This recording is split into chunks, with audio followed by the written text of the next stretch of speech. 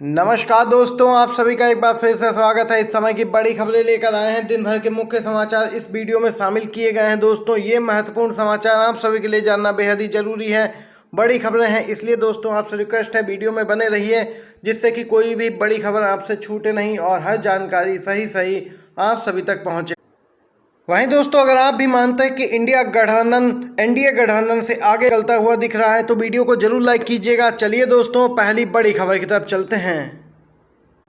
दोस्तों, सरकार ने संसद का विशेष सत्र बुलाया है और ये सत्र 18 से 22 सितंबर तक चलेगा। वहीं दोस्तों, इसकी 5 बैठकें होंगी।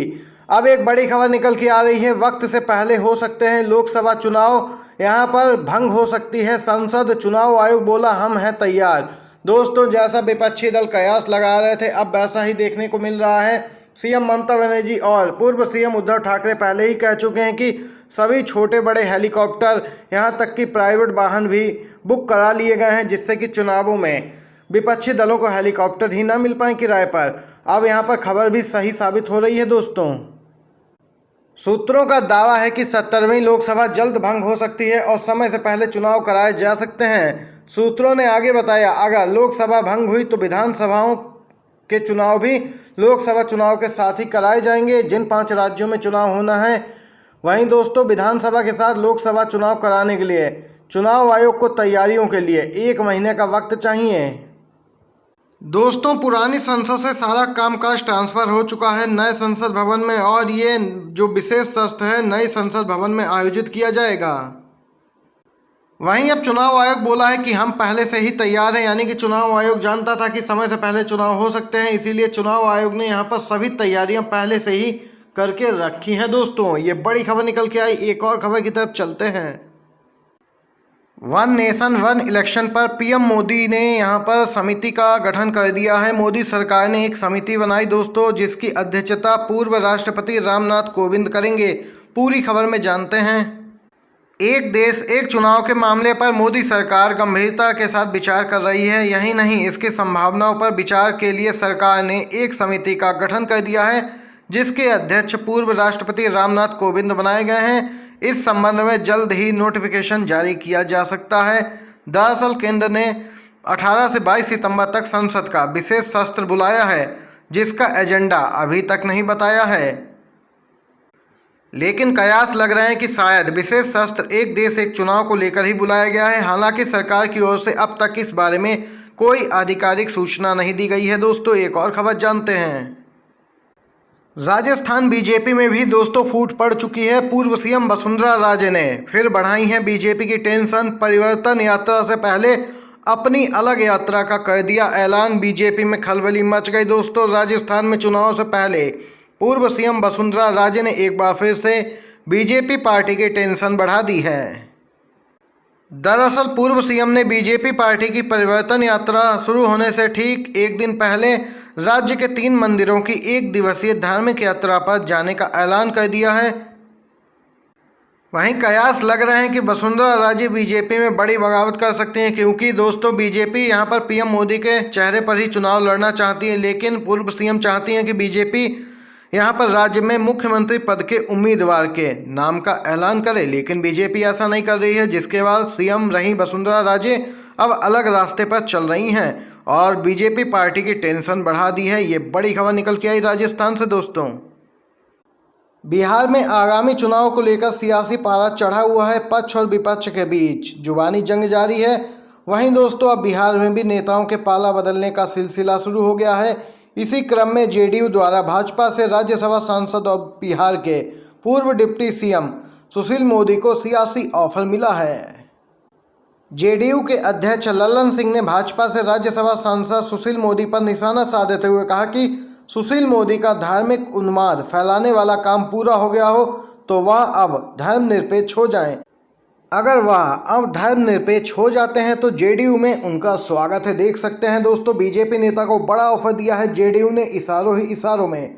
एक और खबर की तरफ चलते हैं। दोस्तों, इंडिया गठबंधन की दोस्तों आज यहाँ पर दूसरे दिवस की बैठक होने जा रही है। दोस्तों, यहाँ पर एक बड़ा बयान इंडिया गठबंधन की ओर से निकल के आया है।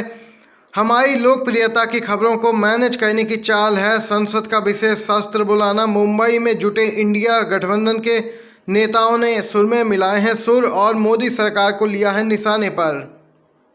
देश में लगातार बदल रहे सियासी हालातों के बीच अचानक संसद के विशेष सत्र बुलाए जाने के ऐलान से विपक्षी दल एक तरह से मोदी सरकार पर हमलावर हैं। मुंबई में जुटे विपक्षी गठबंधन इंडिया के सदस्यों ने इस पर चिंता जताते हुए इसके पीछे सरकार की कोई चाल होने की आशंका जताई है।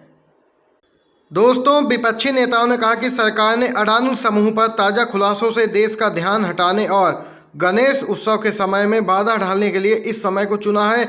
और यहाँ पर देख सकते हैं लोकप्रियता से घबरा गई है मोदी सरकार। इंडिया गठबंधन कई कदम आगे निकलता हुआ दिख रहा है एनडीए से। दोस्तों, अगर आप भी इस बात को सच मानते हैं तो लाइक कीजिएगा वीडियो को। दोस्तों, चलिए एक और खबर की तरफ चलते हैं। अडानी मामले पर राहुल गांधी का एक बार फिर से बड़ा बयान। खुलासे से लगता है कुछ तो गड़बड़ हुई है। राहुल गांधी बोले, देश का पैसा बाहर भेजा जा रहा है, मास्टरमाइंड अडानी का भाई। जी हाँ दोस्तों, राहुल गांधी अडानी के मसले पर मोदी सरकार पर लगातार हमलावर हैं। उन्होंने एक बार फिर से एक प्रेस कॉन्फ्रेंस की है और मोदी सरकार पर अडानी को बचाने के आरोप लगाए हैं। दोस्तों, दो ग्लोबल फाइनेंशियल न्यूज़पेपर्स ने बहुत ही महत्वपूर्ण सवाल उठाए, अडानी समूह पर घोटाले के आरोप लगाए हैं। और वहीं राहुल गांधी ने कहा कि यह सब बिना सरकार की मिलीभगत के नहीं हो सकता। जो व्यक्ति शीर्ष पर बैठा है वह खुद ही अगर इन सभी मामलों में शामिल हो तो फिर घोटाला होना लाजमी है। राहुल गांधी ने कहा कि पीएम नहीं चाहते कोई जांच हो, अडानी किसी जांच को नहीं रोक सकते, पीएम कर सकते हैं और पीएम ही जांच को प्रभावित कर रहे हैं। राहुल गांधी ने बड़ी बात कही है और यहां पर एक बार फिर से घेरा है केंद्र की मोदी सरकार को अडानी मामले पर। दोस्तों, चलिए अगली खबर की तरफ चलते हैं। अगर जनता आगामी 5 राज्यों के चुनाव में बीजेपी को 0 पर आउट करते तो मोदी जी गैस सिलेंडर मुफ्त में बांटेंगे। यहाँ पर पप्पू यादव का बीजेपी पर बड़ा हमला। जी हाँ दोस्तों, पूर्व सांसद पप्पू यादव ने बीजेपी को निशाने पर लिया है और बड़ा दावा करते हुए मोदी सरकार को निशाने पर लेते हुए कहा कि अगर जनता आगामी 5 राज्यों के विधानसभा चुनाव में बीजेपी को सत्ता से बाहर का रास्ता दिखाती है, बीजेपी को 0 पर आउट कर दे तो मोदी जी गैस सिलेंडर मुफ्त में बांटने लगेंगे। ये बड़ी खबर निकल के आई। चलिए दोस्तों, एक और खबर की तरफ चलते हैं। मुंबई में विपक्षी गठबंधन इंडिया की 2 दिवसीय बैठक का आज दूसरा दिन है। गठबंधन का लोगो जारी हो गया है। दोस्तों, वहीं पहले दिन ईवीएम से छेड़छाड़ पर चर्चा हुई। विपक्षी दलों ने इस मुद्दे को गंभीरता से उठाया और चर्चा हुई कि ईवीएम के मामले पर ये जो छेड़छाड़ होती है इसका मुद्दा कैसे उठाया जाए। और यहाँ पर चुनाव आयोग से तमाम तरह के अब सवाल जवाब भी किए जाएंगे। दोस्तों, वहीं दोस्तों आपको बताते चलें, इंडिया गठबंधन के संयोजक का नाम भी जल्द ही घोषित हो जाएगा। इंडिया गठबंधन में पहले दलों की संख्या 26 थी, लेकिन अब ये संख्या बढ़कर 28 हो गई है। दोस्तों, चलिए अगली खबर की तरफ चलते हैं। मध्य प्रदेश से खबर है दोस्तों, सिंधिया खेमे के एक और विधायक ने दिया है इस्तीफा। शिवराज सरकार पर लगाए हैं भ्रष्टाचार के आरोप। दोस्तों, मध्य प्रदेश में सिंधिया खेमे के एक और विधायक ने बीजेपी से नाता तोड़ लिया है। विधायक वीरेंद्र रघुवंशी ने सिंधिया पर झूठ बोलने और शिवराज सरकार पर भ्रष्टाचार करने के आरोप लगाए हैं। उन्होंने इस्तीफा दे दिया। उन्होंने कहा कि बीजेपी में घुटन सी होती है, कयास लग रहे हैं कि वह जल्द ही कांग्रेस पार्टी में शामिल होंगे। ये दोस्तों आज की बड़ी खबरें, मुख्य समाचार थे जो आप तक पहुंचाए हैं इस वीडियो के माध्यम से। वीडियो पसंद आया हो तो लाइक कीजिएगा, शेयर कीजिएगा वीडियो अपने दोस्तों में भी। आप सभी का वीडियो देखने के लिए बहुत बहुत धन्यवाद। जय हिंद, जय भारत।